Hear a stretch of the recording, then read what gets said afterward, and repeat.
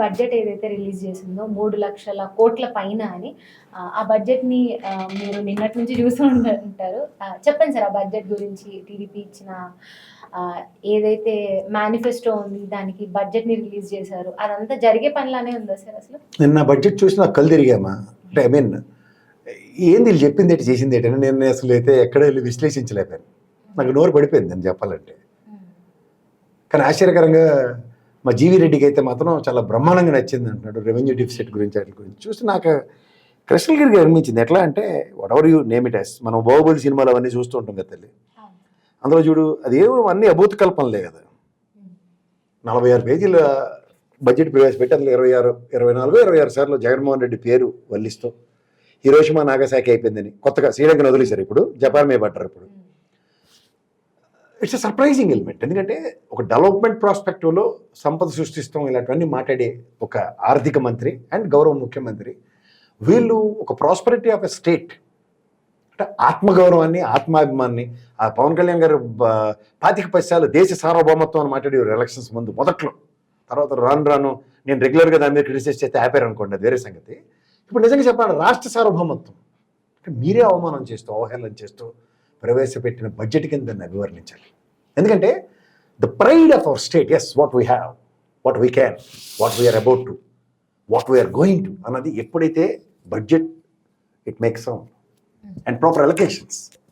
అందులో ఎలకేషన్స్ అన్నవి ఎలా ఉండాలంటే నేను నా ముందు విశ్లేషణలో చెప్తున్నాను 11 మంది ఎమ్మెల్యేలు మీరు అసెంబ్లీకి రానేమో అని అన్ని బాగా చెప్పారు పవన్ కళ్యాణ్ గారు శభాష్. బట్ ఆశ్చర్యకరంగా 30 మంది మీ వాళ్ళు రాలేదు, అది కూడా తెలుగుదేశం వాళ్ళు. అది ఫస్ట్ గమనించుకోండి. 30 మందిని అసంతృప్తికి గురి చేసే అంత బడ్జెట్ అలాంగ్ విత్ దిస్ 11 మంది అంటే టోటల్ 175లో 41 మందికి అసంతృప్తి కలిగించిన బడ్జెట్ కింద దాన్ని అభివర్ణించండి. ఎందుకు అంటే మొదటి ఉదాహరణ నేను ఎప్పటి నుంచో చెప్తున్నా పాత విశ్లేషణలో ఎర్రగొండపాలెం అండ్ దర్శి ఎమ్మెల్యేలు ఇద్దరే వైఎస్ఆర్సీపీ నుంచి గెలిచారు. వాళ్ళకి స్వర్గప్రదాయని అన్నప్రదాయని అండ్ నీటి ప్రదాయని వెలుగొండ ప్రాజెక్ట్ ఎంత అలకేట్ చేశారు? 359 కోట్లు 111 కోట్ల దగ్గర ఎంతో ఆర్ఆర్ ప్యాకేజ్ 1000 కోట్ల దగ్గర. అది 2,50,000 ఎకరాల సాగు 4,25 లక్షల పైచిలుక బొక్కడు నీళ్లు అక్కడ ఉన్న ఆ పరిసర ప్రాంతాలు ప్రకాశం ఆల్మోస్ట్ నెల్లూరు దాకా. సో ఈ సర్కమ్స్టాన్సెస్లో మీరు ప్రవేశపెట్టిన బడ్జెట్లు ఎంతవరకు అరే చాలా బాగా వర్ణించుకుంటూ వచ్చారు. డ్రిప్ ఇరిగేషను రైన్ గన్స్ ప్రతాత చంద్రబాబు నాయుడు గారు అనుకుంటూ. ఒకసారి వెనక్కి వెళ్దాం. The tenure of Jaganmohan Reddy drought కాదు corona, but tenure of Chandrababu Naidu is nothing but drought. అప్పుడు రైన్ గన్స్ డ్రిప్ ఇరిగేషన్. పుష్కలంగా నీళ్ళు ఉంటే బకెట్ నీళ్ళు పోస్తాం, పుష్కలంగా నీళ్ళు లేనప్పుడే డ్రిప్ ఇరిగేషన్ వస్తుంది. చాలా కరువుకు ఆద్యం కాబట్టి మీరు ఈ విధమైన ప్రస్తావనలు మాట్లాడుతూ గౌరవ ఆర్థిక మంత్రి పయ్యావుల కేశవ్ గారు ఆద్యంతం ఆయన డెలివరబుల్స్ ఏవైతే ఉన్నాయో ముఖస్థుతి కోసం అప్పులు ఎంత చేశారో కూడా చెప్పలేని బడ్జెట్లో. అండ్ వాస్తవానికి అంటే అబద్ధాల పునాదుల మీద ఏర్పడిన ప్రభుత్వానికి శ్వాస ఆడాలి అంటే నిజమైన అప్పులు ఏంటో చెప్తే గుండె అయిపోయి సస్తారన్న భయంకి పెట్టిన బడ్జెట్ కింద చెప్పాలి. ఎట్లా అంటే if you really look into it ఆర్థిక మంత్రి గత 14 లక్షల కోట్లను మండళ్ళు గవర్నర్ని చిన్నపిల్లని చేసి అబద్ధాలు చెప్పించి 10 లక్షలని, లేకపోతే పవర్ పాయింట్ ప్రజెంటేషన్లో ధీరుడు సూర్యుడు అయిన 40 సంవత్సరాల రాజకీయ ప్రస్థానం కలిగిన గౌరవ ముఖ్యమంత్రి గారు చంద్రబాబు నాయుడు గారితోనే 10 లక్షలని. సాధారణంగా జగన్మోహన్ రెడ్డి కనుక ప్రజెంటేషన్స్ ఇస్తున్న దాంట్లోనూ మీ ప్రజెంటేషన్స్కి కంపారిజన్ ఉంది. ఆయన బుక్స్ ఆఫ్ స్టాటిస్టిక్స్ ఆర్బీఐ లేకపోతే కేంద్ర ప్రభుత్వం ప్రవేశపెట్టిన బడ్జెట్ అండ్ రాష్ట్ర ప్రభుత్వ బడ్జెట్కి ప్రవేశపెట్టిన బుక్స్ లేదంటే కాగ్ రిపోర్ట్లను బట్టి స్టాటిస్టిక్స్ చూపించండి. But when it comes to you I don't know ఈ భోగోని తపేలా పేపర్ల నుంచి వచ్చిన చెత్త సేదారాన్ని పురంధేశ్వరమ్మ గారి నోట్ల నుంచి వచ్చే ప్రవచనాల్లో మీరు ప్రజెంటేషన్స్ ఇచ్చే దగ్గర ఏ లెక్క కూడా, ఎందుకంటే యొక్క లెక్క అన్నది వెంకయ్యనాయుడు గారి ప్రాస్పదాలు, ఆ యొక్క లెక్క ఎక్కడికి టాలీ కంది చూసిన తర్వాత కూడా ఇంకా ఒక చిగురాశతో ఈ బడ్జెట్ కోసం ఎదురు చూస్తూ ఎక్కడైనా అప్పుల ప్రస్తావన 6,47,000 కోట్లని ఊటంగిస్తూ ఇంకేమైనా ఫర్దర్ ఎక్స్ప్లెయిన్ చేస్తారా? లేదా మీరు తీసుకొచ్చిన 1,69,000 కోట్ల జస్టిఫికేషన్ ఏమైనా ఈ బడ్జెట్లో ఉంటుందా అని 1000 కళ్ళుతో కోదాగవ శ్రీదేవిలాగా ఎదురు చూస్తూ అమితాబ్ బచ్చన్ గారు జరూర్ రాయ్ గారిని చూసి చూస్తే కూడా నాకు ఎక్కడ ఏ లెక్క తేలికలే. ఉదాహరణకి సంక్షేమ పథకాల సంబంధించిన అంశాలే ప్రైమరీగా తీసుకుంటే ఎందుకంటే ఇరిగేషన్కి మీరు చాలా బాగా చెప్పారు. తుంగభద్ర గేట్లు రాగానే పక్క రాష్ట్రాలతో నెగోషియేట్ చేసి టక్క గేట్ మార్చింది చంద్రబాబు నాయుడు గారు. విజయవాడలో కూడా బోటు తెరబడిపోయి ప్రపంచం తెరబడిపోతే దానివల్ల గేటు మార్చిన చంద్రబాబు నాయుడు గారు చాలా బాగా చెప్పారు. శభాష్. కానీ ఆ రోజు ఇచ్చిన ప్రాజెక్ట్ రిపోర్ట్ కనుక చూసుకోగలిగితే bare minimum of 20-25 years validity ఉన్న గేట్లకి ఎక్సెస్ 20 years వాడిన తర్వాత ఒక గేటే కాదు మిగిలిన గేట్లకి ఈ బడ్జెట్లో ప్రాజెక్ట్ అలొకేషన్స్ ఏమైనా కనబడ్డాయా? అంటే ఇరిగేషన్లో ప్రాజెక్ట్స్ సంబంధించినవి ఆన్గోయింగ్, ముఖ్యంగా వలగొండ అండ్ నేను చెప్పిన గేట్లు నాకైతే కనబడలేదు. అంటే స్టేట్కి సంబంధించిన పర్వ్యూస్లో మీరు పాత ప్రభుత్వాల మీద కడుపు మంటలతో అది ఆల్మోస్ట్ మోర్ దాన్ 90% కంప్లీట్ అయిన వెలుగొండ ప్రాజెక్ట్కి బేర్ మినిమం అలొకేషన్స్ ఇస్తూ ఆర్ఆర్ ప్యాకేజ్ కనిపిస్తే it is a success narration of whatever you name it as. మీ ఆయనలోనే వెలుగొండ ప్రాజెక్ట్ ఓపెన్ అయిందని చెప్పుకున్నాను అంటే వరప్రదాని. ఎందుకంటే 25 సార్లు సార్వభౌమత్వం గురించి మాట్లాడే పవన్ కళ్యాణ్ గారిని పక్కన కూర్చోపెట్టినప్పుడు నా రాష్ట్ర సార్వభౌమత్వం, నా ప్రజలకు బొక్క నీళ్ళు దొరకడం అండ్ వర్సెస్ మీరు ఇంకా కంటిన్యూషన్ దాంట్లో చూసుకోగలిగితే ఏ డ్రిప్ ఇరిగేషన్ ఇట్లన్నిటి ప్రస్తావనలో ఒక ఎత్తు అయితే ముఖస్తుతి కోసం ఈయన పొగడ్డమే కార్యక్రమం పెట్టుకున్నారు. అదే సార్, పవన్ కళ్యాణ్ గారిని చూస్తే నిన్న బడ్జెట్ అదంతా మాట్లాడేసిన తర్వాత లాస్ట్లో ఏం చెప్పారంటే చంద్రబాబు నాయుడు గారి గురించి మాట్లాడుతూ ఆర్థిక క్రమశిక్షణ, ద్రవ్యలోటు, లేకపోతే ఇంకేదేదో పెద్ద పెద్ద పదాలన్నీ వాడి ఈ బడ్జెట్ గురించి చాలా బాగా పొగిడారు సార్. జీవి రెడ్డి గారు అదేంటి ట్విట్టర్లో వేసిన ట్వీట్ కూడా అలానే ఉండింది సార్. అదే నేను చెప్తున్నానమ్మా. ఇప్పుడు 2,70,000 దగ్గర బడ్జెట్ పెట్టిన మాక్సిమం బడ్జెట్లు ఇప్పుడు దాకా 3 లక్షలు దాటలేదు. 3 లక్షలు దాటిపోయిన తర్వాత ఏమవుతుంది?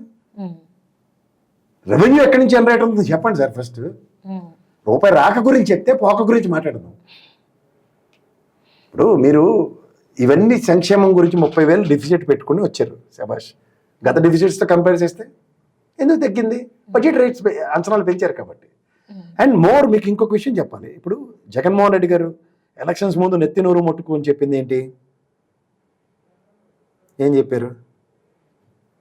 బాబు ఇది ఆడబిడ్డ నిధి అన్నారు, 15,000 చొప్పున ఆడపిల్లలందరికీ ఇస్తున్నారు. దానికి కావాల్సింది మీ లెక్క ప్రకారం 37,313 కోట్లు.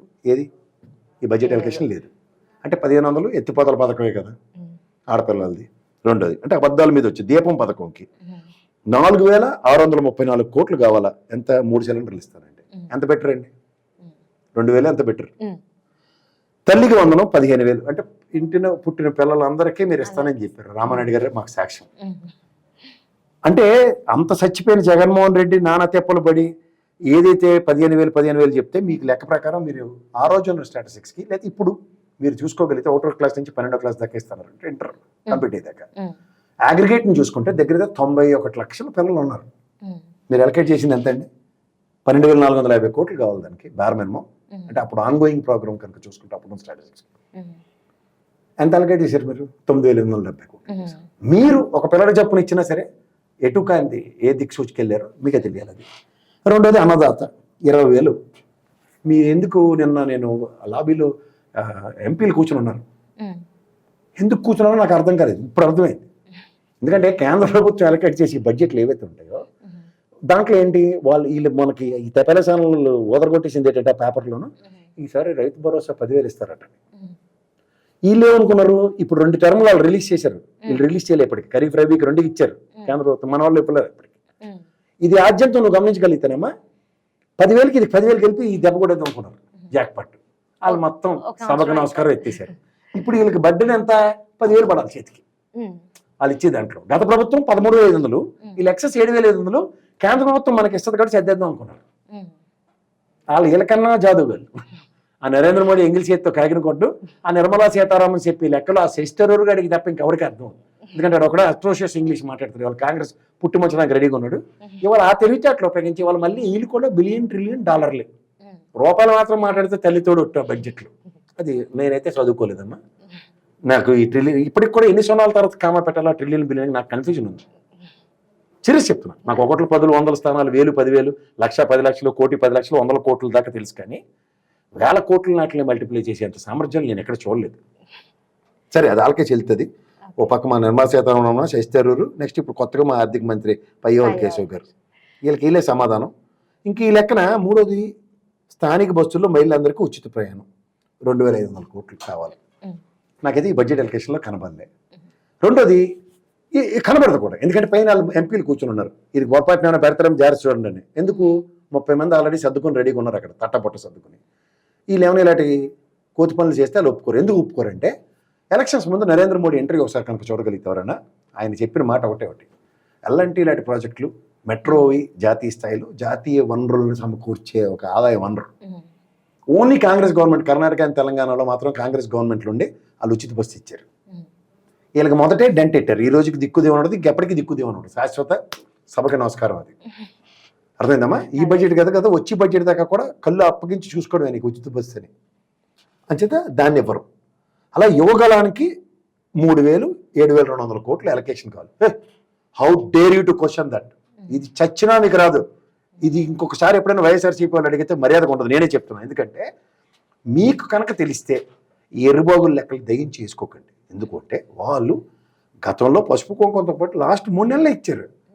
లాస్ట్ ఎలక్షన్ల ముందు బడ్జెట్లో కనుక ఈ నిరుద్యోగ వృత్తి పెట్టకపోతే అప్పుడు మీరు కోపం పడాలి. నచ్చితే ఇప్పుడు అడిగే హక్కు లేదు. టీడీపీ జై, చాలా బాగా చేసింది. అలాగే ప్రాణాలకు తెగించి 1000 రూపాయలు పెన్షన్ పెంచారమ్మా. 4,000ది 3,000ది 4,000 చేశారు. అలా వికలాంగులది 6,000 పెంచారు. దీనికి కూడా బడ్జెట్లో 38,686 కోట్లు కావాలి ఇప్పుడున్న స్ట్రెంత్కి. వీళ్ళు ఇచ్చిన చీకటి దెబ్బకి 10 లక్షల మందికి ఎత్తేసారు. 27,000 ఎన్టీఆర్ పెన్షన్ ఏదో పేరు ఉంది దానికి, 27,000 కోట్లు ఎంత అలొకేట్ చేశారు. అలాగే బీసీలకు 50 సంవత్సరాలు పెన్షన్ ఇస్తాం, 4,000, 6,249 అవుద్ది కోట్లు. ఎక్కడివి? ఇప్పుడు కూడా దీనికి ఆశపడకండి, ఇది ఎలక్షన్ లాస్ట్ 3 నెలలే మడతగా జల్లివి. అలాగే కళ్యాణమస్తు ఎన్హాన్స్మెంట్ ఆఫ్ బీసీస్కి 1 lakh పెంచారు, 333.40 కోట్లు అవుతుంది. ఇది పెట్టారమ్మా. ఇది తెలంగాణలో కూడా పెట్టలే. కళ్యాణం మాకు బంగారం ఇస్తున్నారు, మేము కూడా చేయలేపాం కాబట్టి సేమ్ ఇక్కడ అలా బాగా బుద్ధి నేర్పిన అలా శిష్యులే ఉన్నారు ఇక్కడ మా ముఖ్యమంత్రిగా. ఆయన ఏదైతే చేయలేదో మేము కూడా ఇప్పుడు నాట్ అప్లికబుల్. అది ఎలక్షన్స్ ముందే చూద్దాం. ఇవన్నీ వాలంటరీ శాలరీ 3,192, 10,000 చొప్పున చేస్తే ఎవడైనా మన అబద్ధాలు మీకు అంచేత. వాలంటరీ అంటే జన్మభూమి కమిటీల లాగా చూసారు. లాస్ట్ టైం 2014-19 ఎలక్షన్ ఆ జన్మభూమి కమిటీల వల్ల మేము ఓడిపోయామని చెప్పి చేతులు దులిపి వెళ్ళిపోయారు. అలాగే నీళ్ళు చెట్టు బిల్లులన్నీ మొన్న వచ్చి రాగానే మధ్యన పైకేసారు. బాగా చెప్పారు కదమ్మా, ఆ బిల్లులన్నీ రిలీజ్ చేసాము. వీళ్ళు ఇరుమాలోకలు కాబట్టి దగ్గర 70,000 కోట్లు రిలీజ్ చేశారు. అది కూడా తెలుగుదేశం లీగల్ సెల్ కూర్చుని ముక్కు పిండి ఆ నరేగా నిధులకు సంబంధించినవి చిన్న చితక కాంట్రాక్ట్లు చేసినవి ఎవరు ఇవ్వలేదు. ఇప్పుడు మన వైఎస్ఆర్సీపీ వరకు కాంట్రాక్ట్ బిల్లులు రాలేదు. దానికి ఎక్కడికక్కడ ఏ నియోజకవర్గంలో సభకు నమస్కారమే కదా కదా. సో ఈ ప్రాసెస్ అది తెలుసుకోవాలి. నెక్స్ట్ ఇంకేంటి, 500 units electricity for wave of అని పెట్టారు. ఏది 355.90 కోట్లు కావాలి దానికి. ఏడ పెట్టారమ్మా? సో ఇవన్నీ కలిపితే వెనక ఎలక్షన్స్ ముందు లాస్ట్ టైం చేసి ఈసారి 5 ఏళ్ళు చేస్తామన్న ప్రామిస్కే 48,816 కోట్లు కావాలి. అది ఎలాగో జరగదు. అది ఒకసారి సబ్ బ్రాకెట్లోనే పెట్టాలి దానికి. కానీ ఒరిజినల్గా వీళ్ళు పెంచిన అంటే 3 పిల్లలు అంటే 3, 4 అంటే 4 ఇట్లా అన్నీ చెప్పిన అన్నిటికీ 74,803 కోట్లు కావాలి. 1,21,619 కోట్లు ఈ సూపర్ 6 ఇంప్లిమెంటేషన్కి ఈ ఫైనాన్షియల్ ఇయర్కి. మీరు ప్రవేశపెట్టిన 3,22,000 కోట్ల బడ్జెట్లో ఈ ఫిగర్స్ కనుక జస్టిఫై అయితే ఇది సామాన్య మానవుడు బడ్జెట్ అని చెప్పచ్చు. నేను ఇప్పుడు ఏముందని చెప్పాలి? ఇరిగేషన్ సెక్టర్ నీకు చెప్పిన, ఇంక్లూడింగ్ రైతులు. ఎందుకంటే నేను రైతుల విషయంలో ఒక serious concern I want establish. ఒక 5 కోట్లు స్వచ్ఛందంగా పవన్ కళ్యాణ్ గారి జేబులో డబ్బులు తీసుకొచ్చి లక్ష చొప్పున 500 మందికి పంచాడు ఆయన. ఒప్పుకోవాలి కదమ్మా? అంత చిత్తశుద్ధి ఉన్న రాజకీయ నాయకుడిని ప్రజలు గుండెల్లో పెట్టుకుని గెలిపించారు.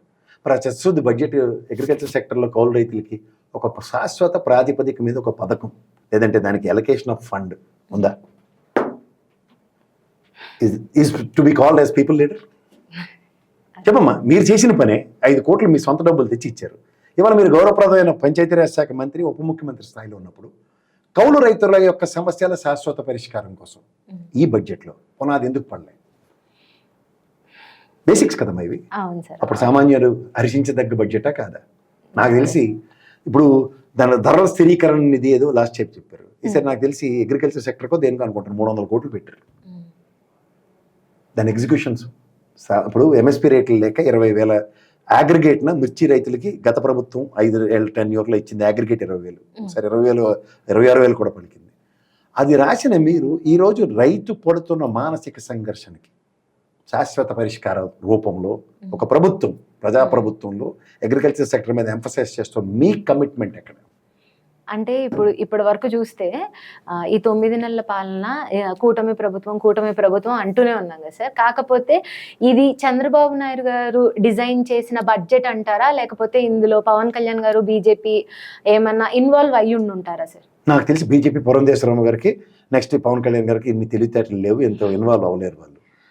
తప్పు, వాళ్ళని అనవసరంగా వాళ్ళని ఇన్వాల్వ్ చేయడం అనవసరం. వీళ్ళు ఈ రోజు దాకా మనకి దానికి ముందు ఎందుకు నేను ఇంత కరకండిగా చెప్తున్నానంటే, ఈ బడ్జెట్కి ముందు పార్టీ అధ్యక్షుల రూపంలో పవన్ కళ్యాణ్ గారు, చంద్రబాబు నాయుడు గారు, పురంధేశ్వర్ గారు మీటింగ్ ఏమన్నా was it taken place?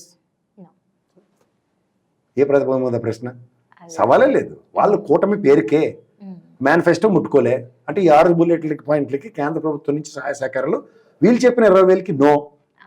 First point ఒప్పుకుంటారు, ఒప్పుకోరు రైతుల విషయంలో. So that is got executed. So free bus కూడా అలానే, ఫ్రీ బస్ అంతే.